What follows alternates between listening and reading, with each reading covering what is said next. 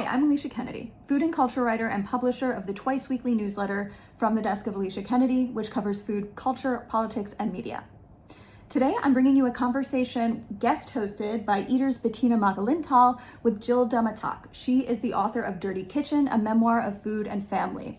It is a fabulous conversation about Filipino food, migration, and the working writer life, as always. I hope you enjoy it. The full conversation is available at aliciakennedy.news. Thank you so much for having me, Alicia, and thank you everyone for joining us on a Sunday morning, or I guess it's different times. But yeah, I'm excited to talk with you, Jill. Um, yeah, okay. So my first question, I'd love to talk a little bit about your creative background because I know you didn't necessarily come into book writing from like you did. Okay, so basically you did a writing program at Cambridge, but before that you were a filmmaker and photographer. And I'm wondering if you could sort of put those pieces together for us in terms of your trajectory and sort of why you sort of made that transition to going from mostly focusing on film to writing. Yeah, sure. And first of all, thank you everyone for being here, and thanks for having me, Alicia and Bettina. Thank you for saying yes to this conversation. I've been really excited for it. Um, and yes, to answer your question, I don't think I ever really had a plan in terms of heading in any sort of way. I still don't. Maybe I should. Um,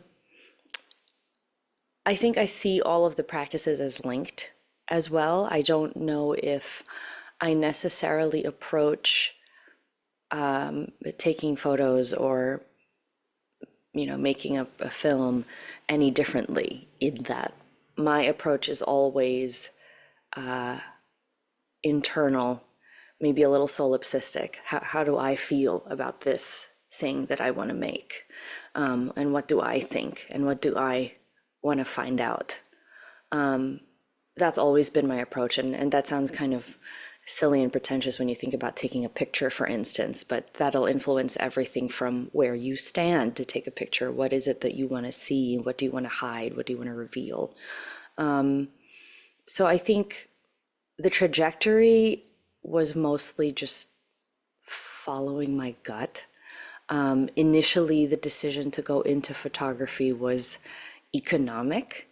I was undocumented and had been for, by that point, about 19 years, 18, 19 years, and just thought I want to be able to express something besides in my work, besides just doing a job and getting a paycheck for it. And also the kind of crappy writing job that I had at the time wasn't really paying well. So I decided to take my savings and take some photography classes at Pratt, and did that, and just kind of rediscovered the storytelling self in the darkroom. Literally, this was like the last vestiges. I think they still have a darkroom there, but the last vestiges of film photography around 2011. And so I followed that for a little bit, got to London when I self-deported, and went into film because I just thought, well, if I'm going to do this master's degree in film, or in any creative practice, I was initially going to go into their photography program. I thought I want to do something new. So that's always what it's been for me. I just want to do something new in terms of how to tell a story. And that's always been something I was obsessed with as a little girl. I used to have a family magazine that I made. And so I think all of these practices are linked.